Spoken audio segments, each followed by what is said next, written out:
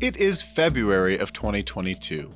I have timidly decided to start working on my dream game, a Metroidvania, with basically no programming, art, animation, or VFX experience. What could go wrong? Well, as it turns out, almost everything. Because very little in games is given to you for free, especially when it comes to physics. If you want an object to not be able to share space with another object, you have to put on a collider that defines the edges of the shape. If you want an object to be affected by physics like gravity or drag or friction, then you're going to need a rigid body. If you want an object to move, you have to tell it in no uncertain terms exactly what direction and how fast and when. Sometimes all of this works exactly how you want it to, and the rush of power is intoxicating. You're like, I am the god of this little world of pixels. Whatever I write becomes the laws of the universe.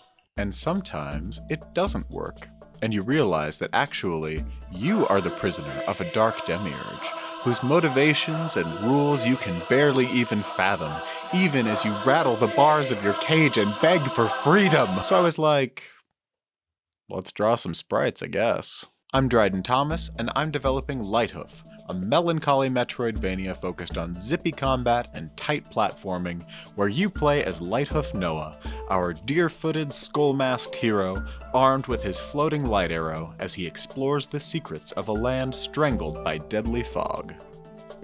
Back to sprites. At first, I was drawing in a pixel art... Franklin, you're gonna have to lay down, little man.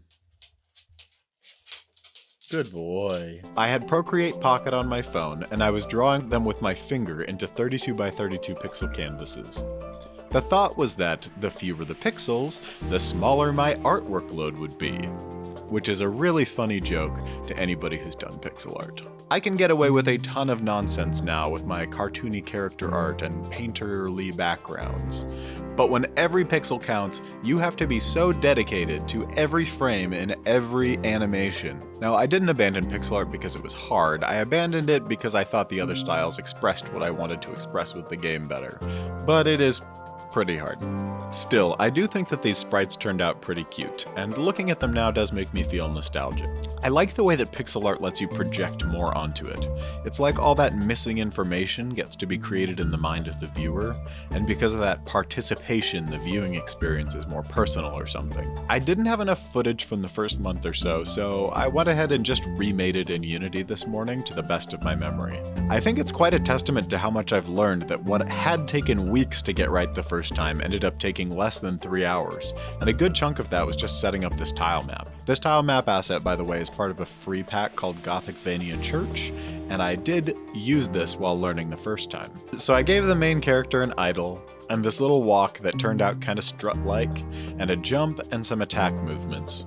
The arrow doesn't have very many uniquely drawn animations, and it's not baked into the player's sprites because I know that later I'll want to separate the arrow out so that it can float off and attack on its own. Instead, I had this idea to draw a full turnaround and just swap out the sprites while moving around in the animation. In the present state of the game, I took more of a VFX-based approach because I'm also going to be changing the arrow's elements. After loading in the character sprite sheets, I started trying to code. Here's where my mind started changing about everything. See, there are just so many ways to do everything. Take running, for example. So the first way that you can do it is by setting a character's velocity manually every single frame. But there are drawbacks to that. If you want the player's velocity to be affected by something else, that's off the table, because your script is setting the velocity. Plus, there's no acceleration when you start. Your character immediately goes from standing to full speed running, which is something most human beings can't do. Another way that you can do it is to apply force every frame. The rigid body sums all of these forces and adds in gravity and drag, so you get this realistic effect, and other forces can also act on your character. A final option is that you can add velocity every frame. This can create a sensible acceleration curve, but then you have to cap it, otherwise your little guy will just keep gathering speed and turn into Sonic the Hedgehog. But you have options there too. You could have a max run speed that clamps down on the player's horizontal speed. Another way I found of clamping the speed was to use drag or friction, but that felt kind of inconsistent too. You're always making these little compromises and bargains. In the end, I went with the first option, setting the velocity directly, because I want the precision and responsiveness necessary for the kinds of platforming and combat Noah's gonna have to do. It also made sense lore-wise since he's part deer, and deer are super graceful like that. Next came the jump. This might have even more options than the run, and in a game with a heavy platforming component, you have to get it right. The height, the ascension speed, the fall speed, the ability to vary the height by holding down the button, and more special spices that we'll talk about later. At the time, I went with a super simple jump that applied an upward force each frame using a coroutine. Coroutines are these special pieces of code that can execute asynchronously. What does that mean? Well, most functions have to fully execute within the frame that they're called, but with a coroutine you can use these magic keywords yield return to sort of pause the code. Because of this, a coroutine can represent a process that takes more than one frame. They can get a little funky to work with as you get more advanced though, which is why I don't do the jump that way anymore. It was totally fine for the time though, and I didn't want to overthink it any more than I already had. So I moved on to the attacks. This wasn't too bad, I just had the player's animator move the arrow as the player's animation switched. The challenge for that day was just getting the combo to work. I made it so that if you pressed the attack button during your attack animation, it would increase an integer and then you would transition into the next attack state.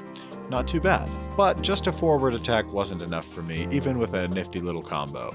The ability to attack up and down was important too. I had the arrow do a little loop-de-loop for the up attack, and for the down attack I just flipped the arrow downward in front. I figured I'd get around to animating the character at some point.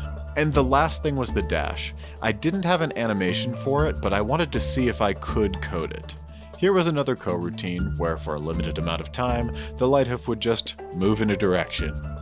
Things got a little bit thorny here since now the dash can fight with my other abilities, and I end up having to exit those functions when is dashing is true. I started to feel like something was amiss here in my code, but I didn't know how to fix it, and at least it worked how I wanted. I could make the dashing animation for the player later. Remaking this has really made me remember the delights of ignorance. Now that Lighthoof has gotten so big, I have to plan out every script that I write and make sure that it's going to be scalable and flexible for future use. That means writing a lot shorter scripts that have super planned out interactions with each other. In that way, it was pretty relaxing to remake this project today. I could just type code into the script without thinking about how it was going to haunt me later. So now that we have some attacks, we need something to attack. In the next devlog, I'll go over my process for designing the first enemies and how that whole thing worked. Thank you for tuning in, and if you've watched this far and you want to see more devlogs, please hit the subscribe button and the notification bell so you know when the next one's uploaded. Also, if you like what you've seen of Lighthoof so far, please head over to Steam and give it a wish list. It's free and it is the best way you could help Lighthoof Noah on his journey right now. Thank you so much, and I will see you in the next one.